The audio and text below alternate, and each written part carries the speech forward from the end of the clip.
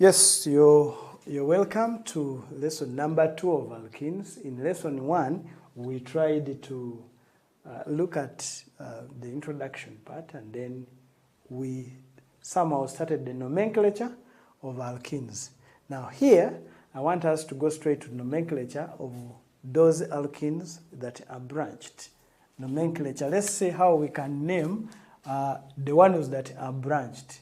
In the other lesson, we only saw the ones that are straight chained, and we saw that if you knew the name of the alkane, then you simply remove letters A-N-E and put letters E-N-E of the corresponding alkene. And then we saw that what is unique here is that we need to locate the position of the double bond in case the compound has one or more than one position isomers.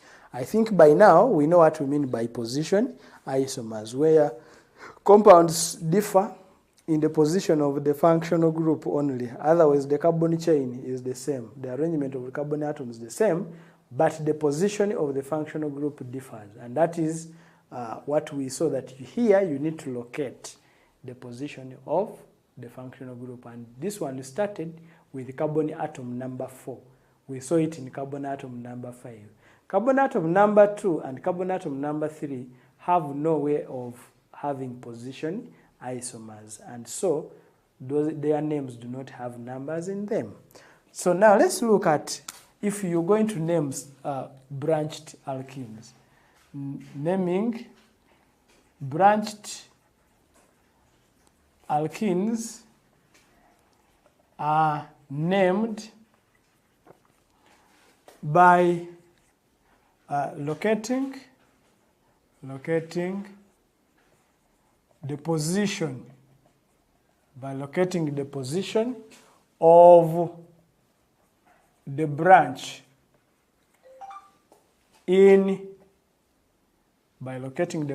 of the branch in the longest continuous chain, such that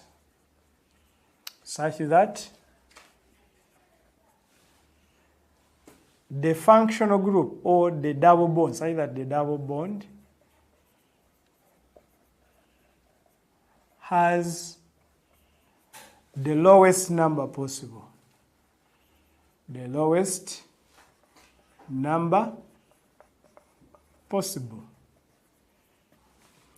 I can give examples.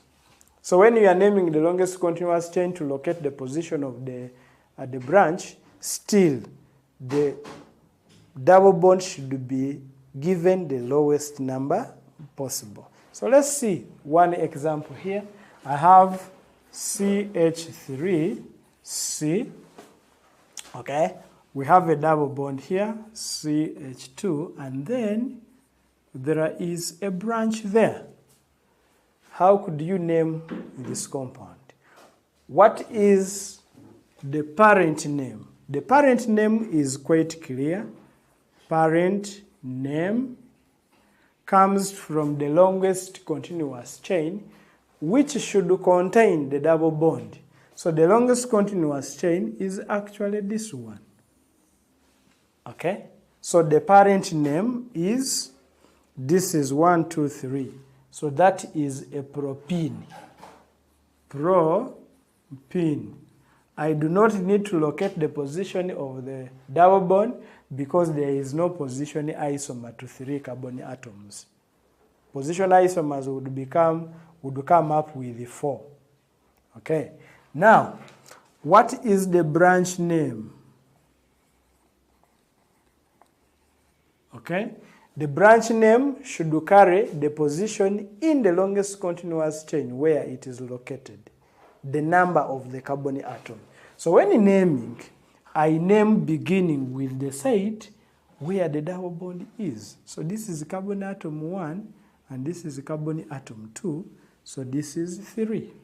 So that means the double bond is on the first carbon atom, and this is the second carbon atom where the methyl group is. So this is 2, methyl. So just as we did for alkenes, you now add this to this and you give the compound name. So what is our compound name? Compound name is, this is 2-methyl propene. 2-methyl propene. That is our first compound that we are naming.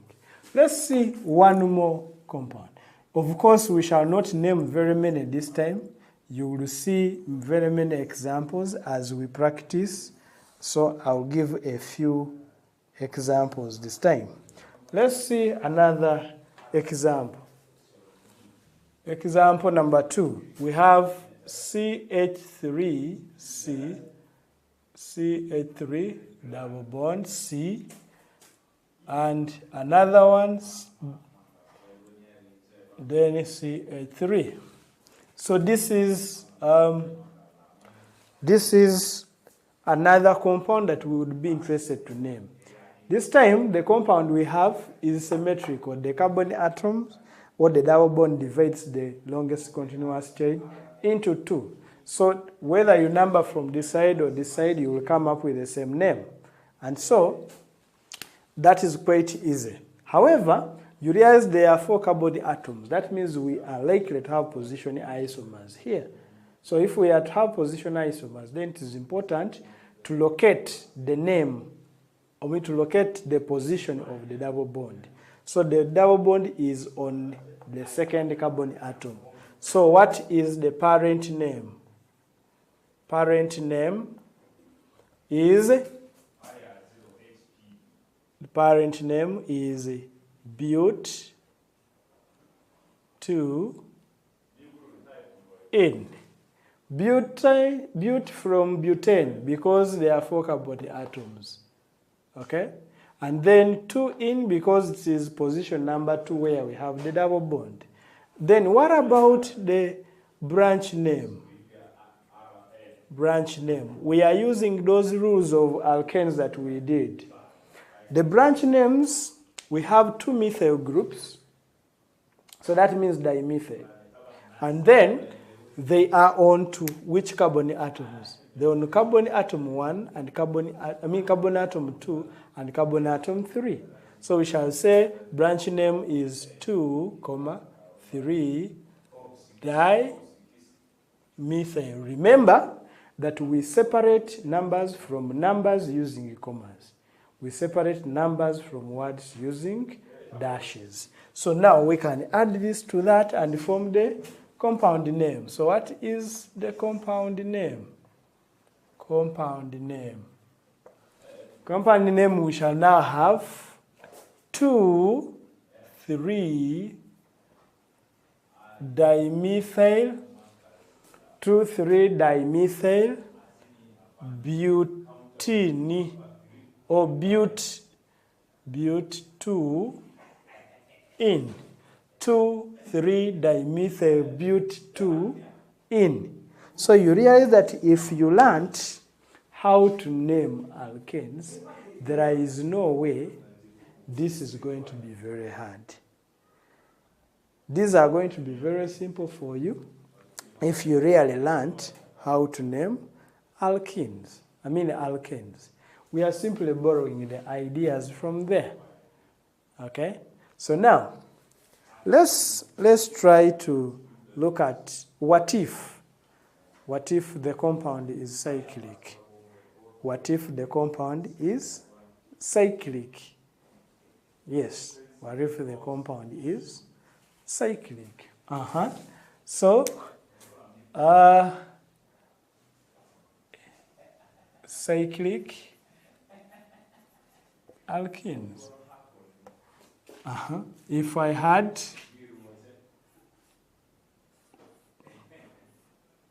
that one, okay? If the double bond wasn't there, this could be called cyclohexane. Now with the double bond, we are simply going to remove ane, the suffix, and form cyclohexene. This is cyclohexene. As simple as that. What if it was having 5? This is going to be this is cyclopentene.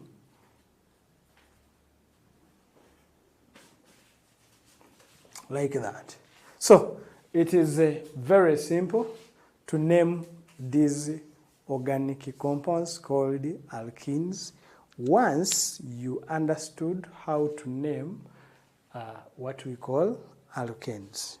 Now, this takes us to something very important called the preparation of alkenes. Preparation of alkenes. Now, this is now going to be very important, and if you're watching the video, you need to be very attentive about these preparation methods of alkenes. So, in this lesson, I want to introduce to you one method of preparing alkenes. So here I'm going to say that we look at preparation of alkenes. And I'm going to start with something familiar to you, and that will be method 1 from alkynes. Alkynes are those hydrocarbons that have what we call a triple bond. Alkenes, they have that general structure formula. So they have a triple bond between the carbon atoms. Now you realize that if we found a way of removing one bond by introducing hydrogen atoms, then we would remain with 2. If we introduced one hydrogen here and one hydrogen atom here, we would remain with a double bond. So now, what is that called? That is called hydrogenation. Okay? We can do partial hydrogenation of alkanes. So from alkanes, and we shall say that alkanes undergo partial hydrogenation. Alkanes undergo partial hydrogenation when reacted with hydrogen, gas in the presence of what we call Lindlar's catalyst. Lindlar's catalyst.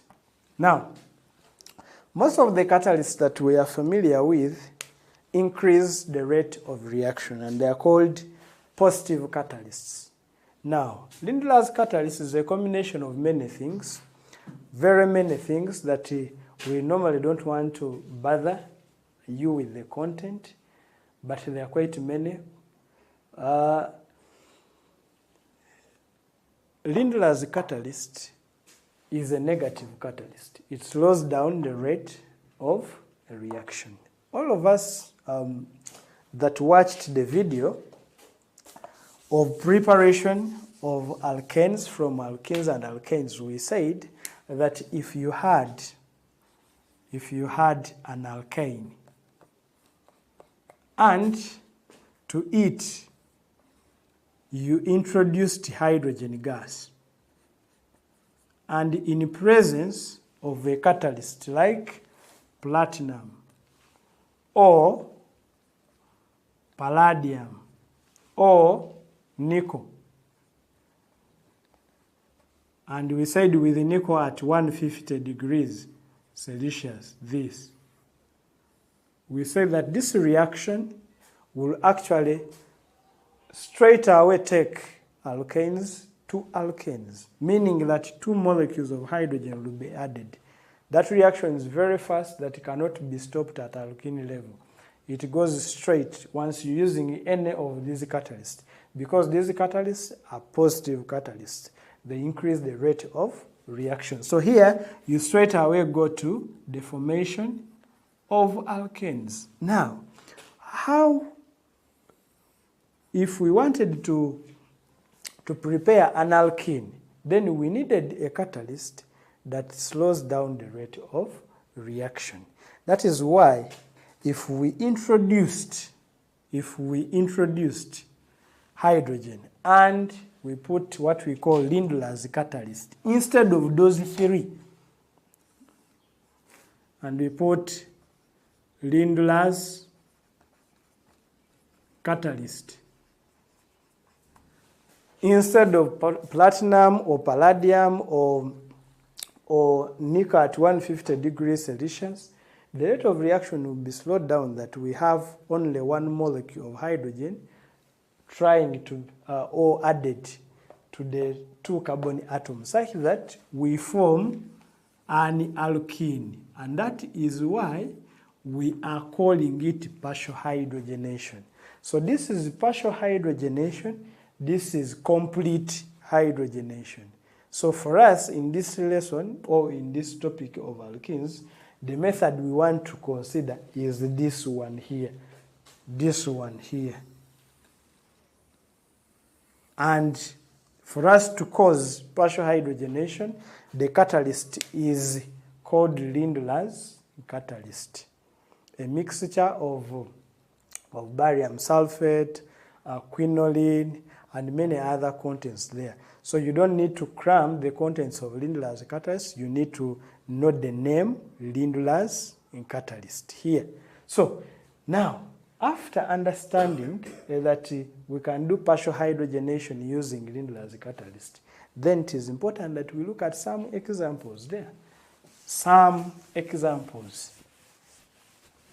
of preparation of alkenes using partial hydrogenation. Examples. We shall give like two. If I had ethane, okay, and I add hydrogen atom, hydrogen gas in presence of our Lindlar's catalyst.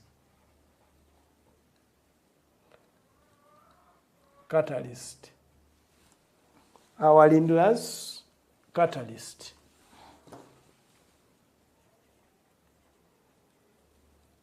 Then we shall have partial hydrogenation, one hydrogen here and here, and the bonds will reduce from 3 to 2. This was one hydrogen, they become 2. The double bond remains, they were 3, now it's 2. And then the other C gains also one hydrogen atom. So from ethane to ethene, this is an alkene, this is an alkyne. What if you had CH3 triple bond CH? This is propane. And you add hydrogen gas in presence of Lindlar's catalyst. In presence of Lindlar's catalyst, we shall do partial hydrogenation. One hydrogen here, another hydrogen here. So you have CH3, CH, now 1. Double bond. These ones 1, they become what? They become 2. So you can see that it is possible to prepare alkenes from alkanes by hydrogenation, or what we call partial hydrogenation, which is engineered by the presence of Lindlar's catalyst. And if not Lindlar's catalyst, then the reaction might go straight to alkenes if you use these positive catalysts, platinum, palladium, and then nickel. So far, that is one method that we can use to prepare alkenes. When we come for the third lesson, we shall be seeing more other reactions or more other methods that we can use to prepare alkenes. See you there.